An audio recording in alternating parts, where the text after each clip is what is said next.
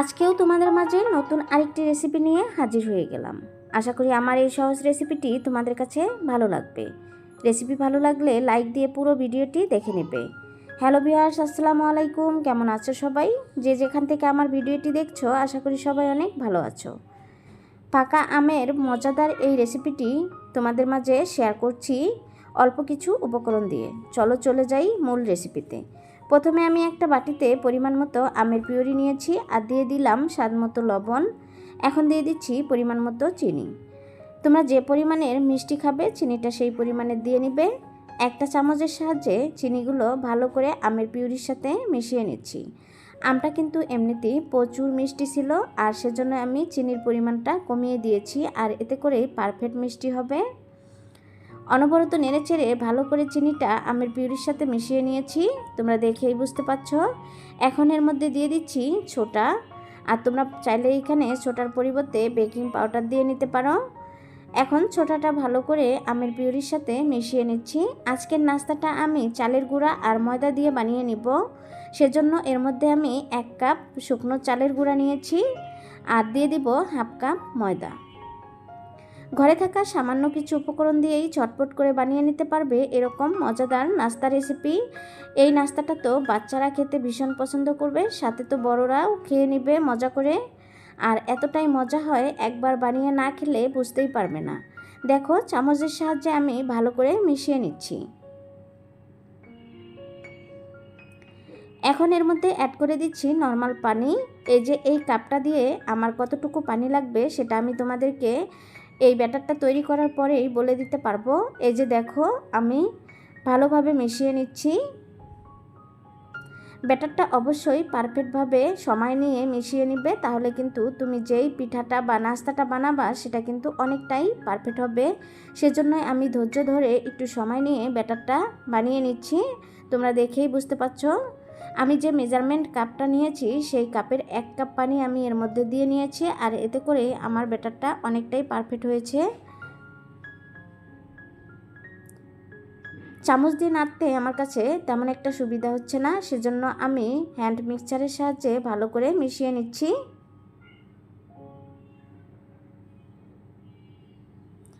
এর ঘনত্বটা কেমন হয়েছে তোমরা দেখেই বুঝতে পারবে। এই যে দেখো, আমি এরকম ঘনত্বভাবে করে নিয়েছি।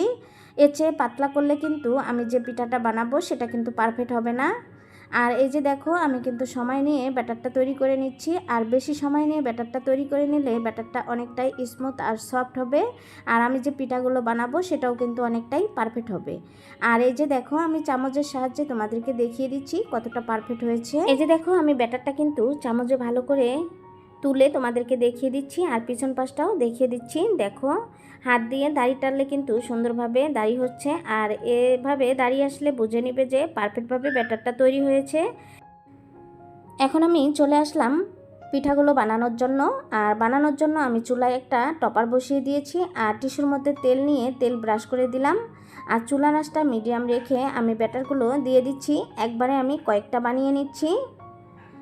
আর এটার কালারটা কিন্তু অনেক সুন্দর হয়, যেহেতু আমি পাকা আম দিয়ে এই পিঠাটা বানিয়ে নিচ্ছি সেজন্যই কিন্তু কালারটা অনেক সুন্দর হয়েছে, তোমরা দেখেই বুঝতে পারছো। আর অসংখ্য ছিদ্রযুক্ত এই পিঠাটা যেমন তুলতুলে নরম সফট, আর খেতেও কিন্তু তেমন মজা।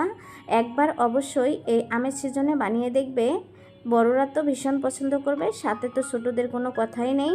এই যে দেখো, উল্টিয়ে পাল্টিয়ে ভালো করে আমি ভেজে নিচ্ছি। ভিডিওটি দেখছো কিন্তু লাইক দিতে ভুলে গিয়েছো, প্লিজ একটা লাইক দিয়ে ভিডিওটি কন্টিনিউ করবে। তোমাদের একটা লাইক কমেন্ট আমার ভিডিওটি অন্য সকলের কাছে পৌঁছাতে অনেকটাই সাহায্য করে। আর এই যে দেখো, আমি এক ব্যাচ ভেজে তুলে নিয়েছি, আর একইভাবে আমি দ্বিতীয় ব্যাচের পিঠাগুলো ভেজে নিচ্ছি। খুব সহজেই অল্প কিছু উপকরণ দিয়ে অসাধারণ একটি নাস্তা রেসিপি বা পিঠা রেসিপি তোমাদের সাথে শেয়ার করলাম। রেসিপিটি কেমন লেগেছে? আশা করি ভালো লেগেছে। ভালো লাগলে এই আমের সিজনে অবশ্যই একদিন বাসায় ট্রাই করবে, আর কেমন হয় সেটাও কমেন্টের মাধ্যমে জানিয়ে দেবে। দেখো, আমি আরেক ব্যাচ এই যে পিঠা এখানে দিয়ে নিয়েছি, আর এটাও কিন্তু পারফেক্টভাবে হয়েছে আর সুন্দরভাবে উঠে আসছে। পিছন পাশটাও তোমরা দেখেই বুঝতে পারছো কতটা পারফেক্ট হয়েছে।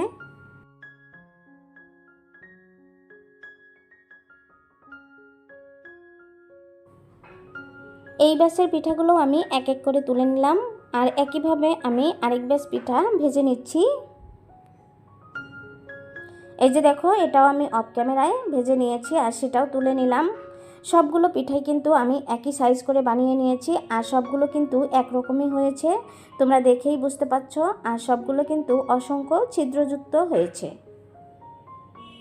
দেখো, এই পিঠাগুলো আমি তুলে নিচ্ছি, আর সবগুলো পিঠাই আমার ভেজে নেওয়া শেষ।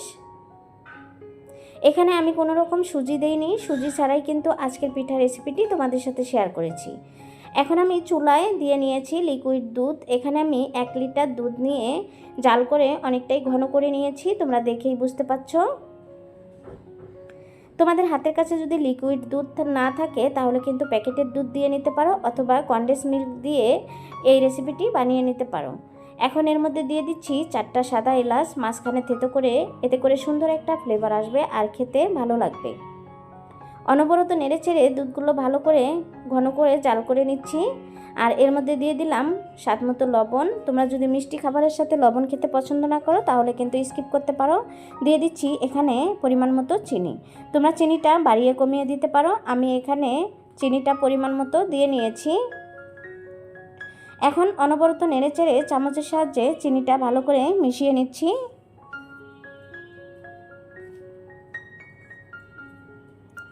এই যে দেখো কতটা ঘন হয়েছে আর কতটা পারফেক্টভাবে আমি জাল করে নিয়েছি, সেটা তোমরা দেখেই বুঝতে পারছো। আমি আগে থেকে একটা আমের পিউরি বের করে রেখেছিলাম, সেটা এর মধ্যে দিয়ে দিচ্ছি। আর আমের কালারটা দেখেই বুঝতে পারছো কতটা সুন্দর, আর আমটা কিন্তু প্রচুর মিষ্টি ছিল। চামচের সাহায্যে অনবরত নেড়েচেড়ে আমের পিউরিটা ভালো করে দুধের সাথে মিশিয়ে নিচ্ছি। এই যে দেখো, আমি কিন্তু মিশিয়ে নিয়েছি। এভাবে যদি কখনো এই পিঠাটা বানিয়ে না খেয়ে থাকো তাহলে ভিডিওটি তোমাদের জন্য। আর যারা খেয়েছো তারা তো অলরেডি জানো এই পিঠাটার কতটা মজা হয়। দেখো, এই যে আমি ভালো করে জাল করে নিয়েছি, এখন এটা নামিয়ে নিব। আমি যে পিঠাগুলো ভেজে নিয়েছি সবগুলোই দেখো একটা প্লেটে তুলে নিয়েছি। কালারটা দেখেই বুঝতে পারছো কতটা লোভনীয় আর কতটা পারফেক্ট হয়েছে। আর পিঠাগুলো কিন্তু অনেক সফট আর নরম তুলতুলে হয়েছে। আমি কাছ থেকে তোমাদেরকে দেখিয়ে দিচ্ছি কতটা জালিযুক্ত হয়েছে। এখন আমি সবগুলো পিঠাই একটা বাটিতে নিয়ে নিচ্ছি।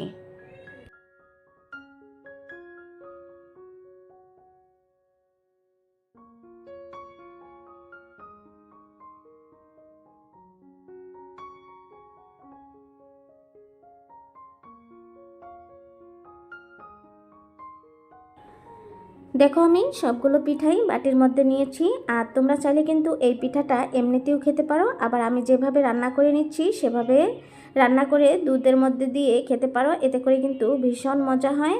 আর এই পিঠাটা কিন্তু মুখে দেওয়ার সাথে সাথে মিলিয়ে যায়, এতটাই মজাদার এই পিঠা রেসিপিটি। আমি যে দুধগুলো ভালো করে জাল করে নিয়েছি সেটা এর মধ্যে ঢেলে দিচ্ছি। আর এটা ঢেলে দেওয়ার পরেই কিন্তু অনেকটাই চুষে নেবে আর অনেকটাই শুকিয়ে যাবে।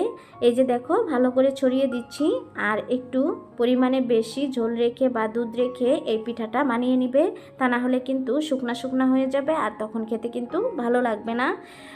এই যে দেখো, চামচের সাহায্যে ভালো করে মিশিয়ে দিচ্ছি। আর এটা কিন্তু অনেকটাই তুলতুলে নরম, তোমরা দেখেই বুঝতে পারছো।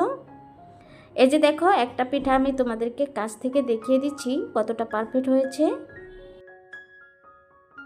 আমার এই সহজ পিঠা রেসিপিটি তোমাদের কাছে কেমন লেগেছে? রেসিপিটি ভালো লাগলে ভালোবেসে চ্যানেলটি সাবস্ক্রাইব করে দিয়ে পাশে থাকা বেল আইকনটি অন করে রেখে দেবে। দেশ এবং দেশের বাইরে যে সকল ভাই আপু আঙ্কেল আন্টিরা আমার ভিডিওটি দেখছো সবাইকে অসংখ্য ধন্যবাদ। আমার এই সহজ রেসিপিটি ভালো লাগলে ভিডিওটি ফ্রেন্ড এবং ফ্রেন্ডের সাথে শেয়ার করে দিবে। আজ এ পর্যন্ত, আবারও কথা হবে অন্য কোনো ভিডিওতে। এ পর্যন্ত সবাই ভালো থাকবে, সুস্থ থাকবে। আল্লাহ হাফেজ।